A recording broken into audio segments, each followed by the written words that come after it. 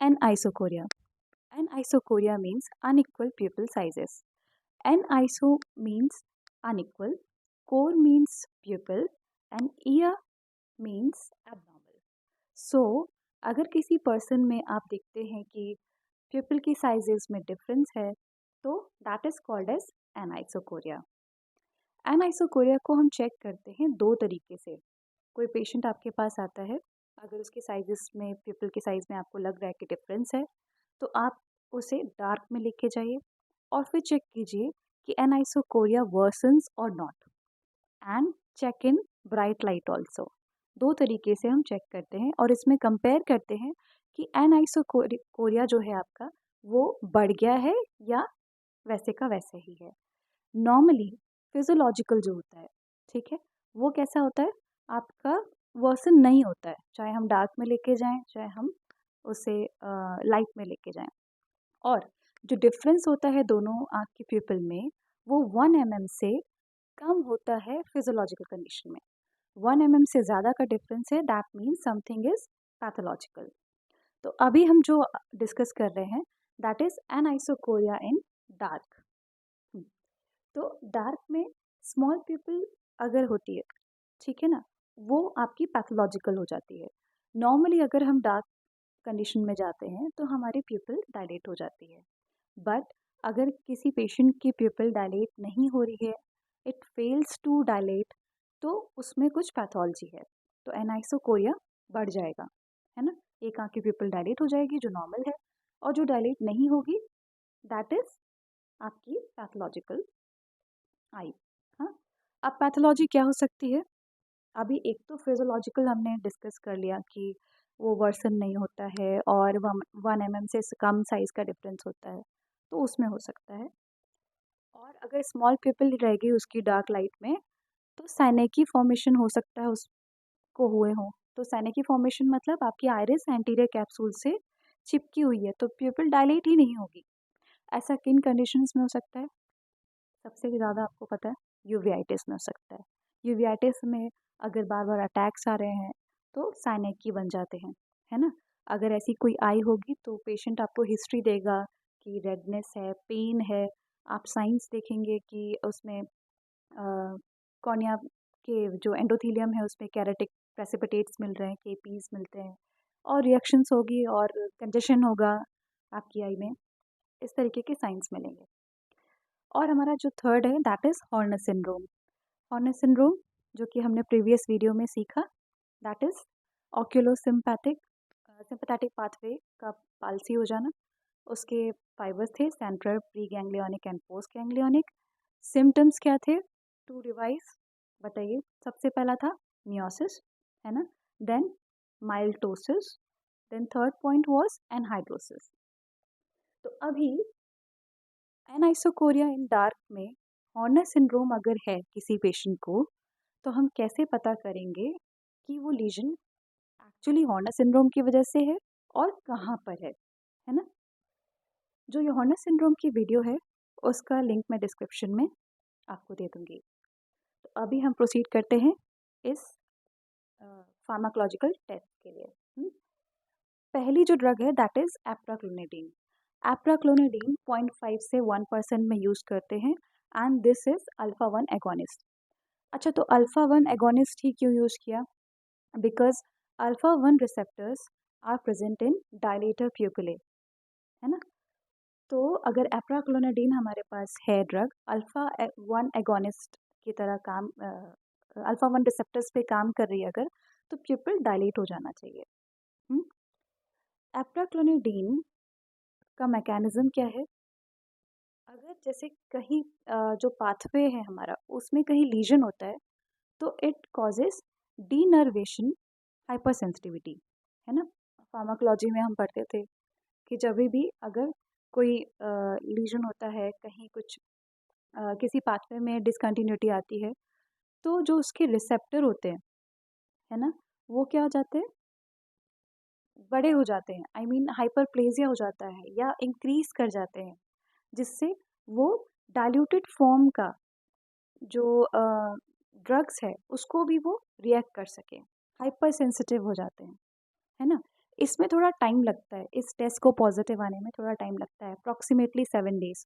कुछ बुक्स में दिया है 2 to 5 डेज, कुछ में 14 डेज भी दिया है, but approximately it will take around 7 days. तो एप्राक्लोनिडीन अगर हमने इस पेशेंट की आँख में डाली, तो अगर डीनर्वेशन हाइपर सेंसिटिविटी हो चुकी होगी, अगर हॉर्नर सिंड्रोम होगा, तो प्यूपल क्या करेगी, डायलेट करेगी, है ना। अगर प्यूपल डायलेट नहीं करती है, स्मॉल प्यूपल अगर डायलेट नहीं करती है, तो इसका मतलब है वो फिजियोलॉजिकल एनाइसोकोरिया है। ये जस्ट एक पॉइंट टू रिमेंबर है, क्योंकि फिजियोलॉजिकल में क्यों होगा, एवरीथिंग इज नॉर्मल, तो प्यूपल में हाइपर सेंसिटिविटी है ही नहीं, तो होगा ही नहीं डायलेट। अगर डायलेट हो जाता है स्मॉल प्यूपल, दैट मीन्स कि हॉर्नर सिंड्रोम का डायग्नोसिस इज कंफर्म, है ना। अब हॉर्नर सिंड्रोम हमें पता चल गया कि है इस पेशेंट को। Now we have to find out what is the level of the lesion, either it is pre ganglionic or post ganglionic. तो अब इसके लिए हमारे पास ड्रग कौन सी है, हाइड्रोक्सी एम्फेटामिन 1%। हाइड्रोक्सी एम्फेटामिन 1% है। इसका काम क्या है, ये काम क्या करती है, ये जो प्री साइनेप्टिक एरियाज होते हैं उसमें नॉर एड्रेनलिन का सीक्रेशन को बढ़ा देती है, रिलीज को बढ़ा देती है ना। तो हाइड्रोक्सी एम्फेटामिन, अगर आप इधर देखो, प्री गैंग्लियोनिक पाथवे, है ना, देन रिलेकिया, देन पोस्ट गैंग्लियोनिक। ओके, अब यहाँ पे स्टोरेज है आपके वेसाइकल में कि नॉर एड्रेनलिन का, इस सीक्रेशन को हाइड्रोक्सी एम्फेटामिन बढ़ा देगी, और ये रहा आपका डायलेटर प्यूपिल है। तो अभी मान लीजिए अगर हाइड्रोक्सी एम्फेटामिन हमने पेशेंट की आइज में डाला और प्यूपिल उसकी डायलेट हो गई, है ना, मतलब यहाँ अगर हाइड्रोक्सी एम्फेटामिन गया, प्यूपिल डायलेट्स, तो इसका मतलब क्या था कि everything is fine with post ganglionic. Post ganglionic ठीक है, उसके वेसाइकल ठीक है, सब कुछ सही है। प्रॉब्लम कहाँ थी, प्री गैंग्लियोनिक में थी। ठीक है, प्री गैंग्लियोनिक में प्रॉब्लम थी, वहाँ से इम्पल्सेस नहीं आ पा रही थी, इसीलिए सिक्रेशन नहीं हो रहा था, रिलीज नहीं हो रहा था। Hydroxy amphetamine dilates the pupil if the lesion is pre ganglionic. Alright, now अगर डायलेट नहीं हुआ, तो आपको पता चल गया, अगर डायलेट नहीं हुआ तो पोस्ट गैंग्लियोनिक में ही कोई प्रॉब्लम है, यहाँ पर ही प्रॉब्लम है, तो कितना भी आप हाइड्रोक्सी एम्फेटामिन उसको देते रहिए, प्यूपिल डायलेट नहीं होगा। Okay, so post ganglionic lesion में डायलिटेशन नहीं होता है विद हाइड्रोक्सी एम्फेटामिन 1%, क्योंकि नॉर एड्रेनलिन का सिक्रेशन नहीं हो रहा होता है। ऑलराइट, नाउ नेक्स्ट हमारे पास है एक, हमारे लिए थ्योरेटिकल पॉइंट ऑफ व्यू से इम्पॉर्टेंट है, जो कि ये टेस्ट जो भी है, ये सारी ड्रग्स जो है, एप्राक्लोनिडीन, हाइड्रोक्सी एम्फेटामिन, और अभी हम पढ़ रहे हैं अबाउट कोकेन, ये मिलना थोड़ा मुश्किल है ना। इंडिया में ये दोनों ड्रग्स ही अवेलेबल नहीं हो पाती है ना। और कोकेन 4 to 10%, ये एक टेस्ट है, इसको आप ध्यान में रखेंगे, क्योंकि ये पूछा जाता है। Clinical diagnosis of Horner syndrome है, वही कंफर्मेटरी हो जाती है। ये टेस्ट बहुत कम टाइम हमें यूज़ करने पड़ सकते हैं, मोस्टली इमेजिंग के थ्रू हम पता कर लेते हैं। अब कोकेन 4 to 10% के बारे में सीखते हैं। ये क्या करेगा, it blocks the reuptake of nor adrenaline. जब नॉर एड्रेनलिन सीक्रेट हो गया, तो इस साइनेप्टिक क्लेफ्ट में रीअपटेक को इनहिबिट करता है। कौन करेगा, कोकेन, है ना। अब ये हॉर्नर सिंड्रोम में क्योंकि सिक्रीशन हुआ ही नहीं है नॉर एपिनेफ्रिन का, तो फिर प्यूपिल डायलेट कैसे होगी, जब सिक्रीशन हुआ ही नहीं है, तो रीअपटेक इनहिबिट किसका करेगा, है ना। So Horner pupil will not dilate, वो नहीं डायलेट होगा। एक और ड्रग लिखी हुई है फिनाइलेफ्रिन 1%, है ना। फिनाइलेफ्रिन 1% है, ये भी कैसे काम करी है, डीनर्वेशन हाइपर सेंसिटिविटी। अगर फिनाइलेफ्रिन 1% हमने पेशेंट की आइज में डाली और उसकी प्यूपिल डायलेट हो गई है, तो इसका मतलब है हॉर्नर प्यूपिल इज देयर, है ना। उसका भी पोस्ट गैंग्लियोनिक लीजन है। मोस्टली यही बोलते हैं कि पोस्ट गैंग्लियोनिक लीजन्स में ही आपका डीनर्वेशन हाइपर सेंसिटिविटी डेवलप होती है ना। तो अगर हम याद करना चाहें, तो एप्राक्लोनिडीन आपका डायग्नोसिस बनाने के लिए है ना। उससे क्या होगा, प्यूपिल डायलेट हो जाएगी बिकॉज ऑफ हाइपर सेंसिटिविटी, है ना, डीनर्वेशन हाइपर सेंसिटिविटी होती है। हाइड्रोक्सी एम्फेटामीन से क्या होगा? हाइड्रोक्सी एम्फेटामीन आपका इंक्रीज करेगा presynaptic release of norepinephrine, तो वो पीपल को डायलेट कर देगा in preganglionic lesion but not in post ganglionic lesion. Phenylephrine है और वो 1% अगर हम यूज़ करेंगे तो डीनर्वेशन हाइपर सेंसिटिविटी की वजह से हॉर्नल पीपल डायलेट हो जाएगा। ओके, तो अभी हमारा ये एक फार्माकोलॉजिकल टेस्ट का आपको नोट लिखने को आ सकता है या फिर इसमें से एमसीक्यू एग्जामिनेशन पूछे जा सकते हैं। ठीक है, क्वेश्चन पूछे जा सकते हैं एग्जामिनेशन में। एक और अगर याद करने के लिए आपको बताया जाए कि मियोसिस किस में होता है, मतलब एनाइसोकोरिया स्मॉल प्यूपल अगर मिल रहा है तो अभी आप याद कर लीजिए, एक है आर्जिल रॉबर्टसन प्यूपल। ठीक है, आर्गिल रॉबर्टसन प्यूपल जो होता है that is found in neurosyphilis patient। Okay, neurosyphilis patients जो होते हैं उनमें ये आगे रॉबर्टसन पीपल मिलता है, जिसमें दोनों आइज के पीपल जो होते हैं वो स्मॉल मिलते हैं as compare to normal eyes. और इसमें क्या होता है, आपका लाइट रिफ्लेक्स जो होता है उसके जो ब्रिस्क रिएक्शन है यानी रिएक्टिंग टू लाइट वो नहीं होता है, but accommodation reflex is present, यानी कि नियर रिफ्लेक्स जो होता है वो प्रोमिनेंट रहता है। इस पीपल के बारे में मैं अपने नेक्स्ट वीडियो में समझाऊंगी। ओके, तो उसका लिंक मैं डिस्क्रिप्शन में ज़रूर दूंगी जब भी मैं अपलोड करूंगी। ओके, एक और रीज़न हो सकता है फार्माकोलॉजिकल मियोसिस हो सकती है। अगर कोई पेशेंट है वो आपका पाइलोकार्पिन पुट कर रहा हो आइस में ड्यू टू कोई उसको पैथोलॉजी है, क्या पैथोलॉजी, पाइलोकार्पिन हम किस में यूज़ करते हैं, एंगल क्लोजर ग्लोकोमा में। तो एंगल क्लोजर ग्लोकोमा का ट्रीटमेंट होता है पाइलोकार्पिन। अब आप सोच रहे हैं सारे टेस्ट लगा रहे हैं पर पेशेंट की हिस्ट्री नहीं ले रहे हैं, तो drug history is also important और आप इस तरीके से भी पता कर सकते हैं। So this is about anisocoria in dark. Now we will learn about anisocoria in light.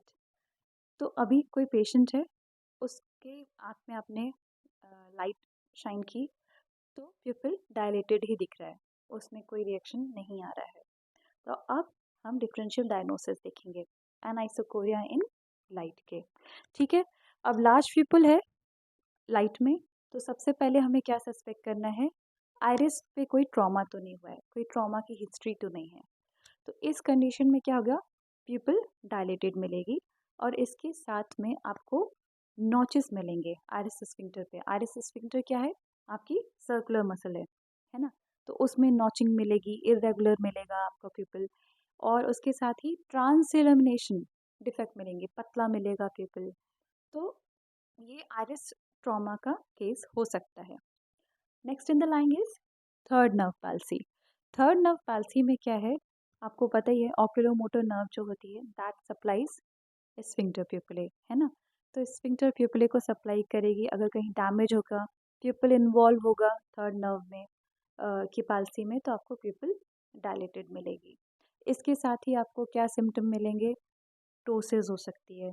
और थर्ड नर्व पैल्सी की क्या सिम्टम है, पेशेंट जो है डिप्लोपिया की कंप्लेन करेगा और जो एक्स्ट्राओकुलर मूवमेंट है वो भी लिमिटेड होंगे। ठीक है ना। और इसके बाद क्या आता है आपका एडीस्टोनिक पीपल। एडीस्टोनिक पीपल के बारे में हम अभी डिस्कस करेंगे। फोर्थ पॉइंट है फार्माकोलॉजिकल माइट्रेसिस।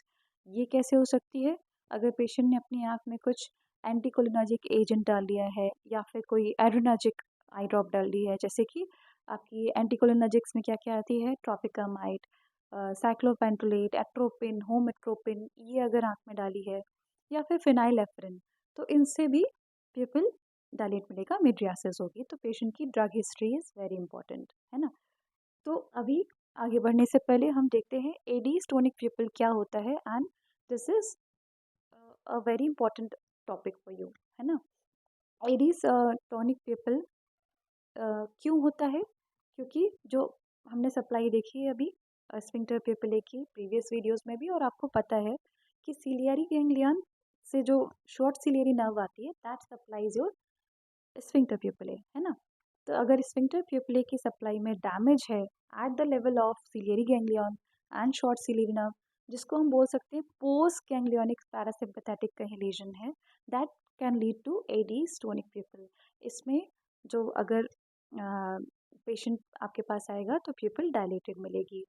ये मोस्टली क्या होता है, इडियोपैथिक होता है ना, फीमेल्स में ज़्यादा मिलता है।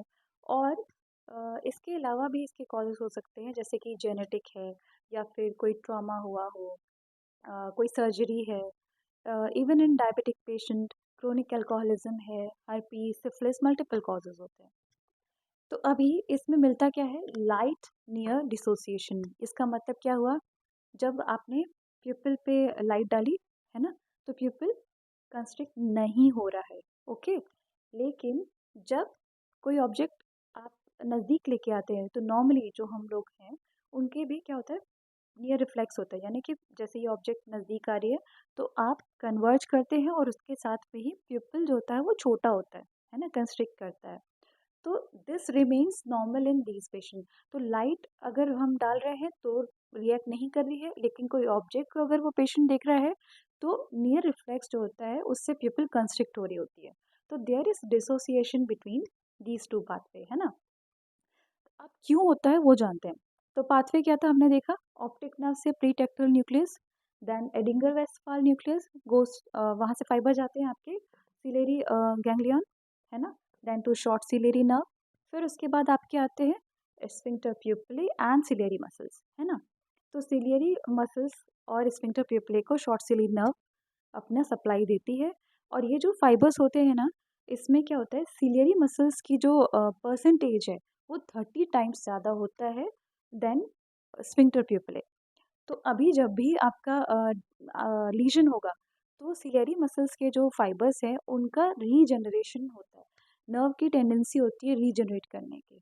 तो जब सिलियरी मसल के जो फाइबर्स होते हैं, जो नर्व्स होती है जो उसको सप्लाई कर रही होती है, वो रीजनरेट करती है, तो एब नॉर्मल वो रीजनरेशन कहाँ दे देती है, स्फिंक्टर प्यूपिले को, ठीक है। उससे क्या होगा, जब भी ये मसल कॉन्स्ट्रिक्ट करेगी उसको सेंसेशन जाएगा, तो आपकी स्फिंक्टर प्यूपिले भी मसल कंस्ट्रिक्ट करती है।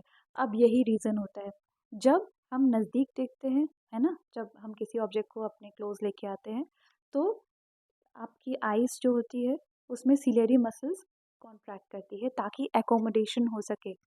अगर सिलेरी मसल्स कंस्ट्रिक्ट कर रही होती है तो एबनॉर्मल इनर्वेशन होने की वजह से, एबरेंट रीजनरेशन होने की वजह से स्फिक्टर प्यूपिले जो होता है उसको भी मैसेज जाता है एंड इट कंस्ट्रिक्ट, ठीक है।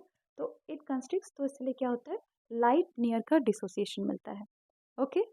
थर्ड पॉइंट, डीनर्वेशन, आपकी हाइपर सेंसिटिविटी मिलती है एडीस्टोनिक पीपल में। अभी हमने प्रीवियस अभी देखा कि जब भी लीजन होता है तो हाइपर सेंसिटिव हो जाती है जो नर्व होती है, due to enlargement of receptor, okay. उसके बाद sectoral palsy of iris sphincter, and due to that vermiform movements दिखते हैं। ये किस पे देखेंगे, आप जब स्लिट लैम्प एग्जामिनेशन करेंगे तो एक पर्टिकुलर एरिया होगा जो कि पैरालिसिस दिखेगा आपको, और नॉर्मल एरियाज जो होंगे उस तरफ मूवमेंट दिखेगा, ठीक है, वर्म वर्म लाइक मूवमेंट दिखेगा। तो ये सारे फीचर्स हैं ऑफ एडीज टोनिक पीपल। अब अगर एडीज टोनिक पीपल के साथ अगर आपके जो डीप टेंडन रिफ्लेक्सेस हैं वो भी डिमिनिश्ड हो, है ना, उसके साथ ही ऑर्थोस्टैटिक हाइपोटेंशन हो रहा है, तो उस सिंड्रोम को हम बोलते हैं होम्स एडी सिंड्रोम, ओके। तो अभी इतनी सारी नॉलेज के बाद हम देखते हैं, अगर पेशेंट हमारे पास आता है उसकी एक प्यूपिल अगर डायलेटेड है तो हमें डायग्नोसिस बनाना है। तो डायग्नोसिस हमने बनाया, हिस्ट्री ली, सब कुछ किया। अब हम फार्माकोलॉजिकल टेस्ट करेंगे, क्या है, pilocarpine 0.1%, pilocarpine 0.1% is diluted form, है ना। अब क्या होगा, अगर प्यूपिल इससे कंस्ट्रिक्ट कर गई, है ना, इसका मतलब है denervation hyper sensitivity is present. इतने डायलूटेड फॉर्म से अगर कोई प्यूपिल कंस्ट्रिक्ट कर रही है, इसका मतलब है that can be Adie's tonic pupil, alright. Now अगर प्यूपिल कंस्ट्रिक्ट नहीं करती है विद दिस डायलूटेड फॉर्म, तो हम क्या करेंगे, इसका कंसंट्रेशन बढ़ा देंगे टू 1%, पाइलोकार्पिन का 1% देंगे। उससे अगर प्यूपिल कंस्ट्रिक्ट कर गई तो that can be a case of third nerve palsy, क्योंकि उसमें हाइपर सेंसिटिविटी नहीं है, और थर्ड नर्व में क्या होता है, आपका स्फिंक्टर प्यूपिले कंस्ट्रिक्ट कर जाता है विद 1%। और अगर उससे भी कंस्ट्रिक्ट नहीं कर रही है इसका मतलब है पेशेंट ने कोई ऐसी आई ड्रॉप आँख में डाली है जिससे माइड्रेसिस है, दैट मीन्स फार्माकोलॉजिकल माइड्रेसिस है। Okay, so this is the lecture about anisocoria in dark and light. अब आगे के वीडियोस में हम सीखेंगे कि प्यूपिल का एग्जामिन कैसे करते हैं, है ना, और आपका आरएपीडी क्या होता है और वेरियस अदर काइंड्स ऑफ प्यूपिल क्या है। For that, you have to wait and keep watching my videos. Thank you.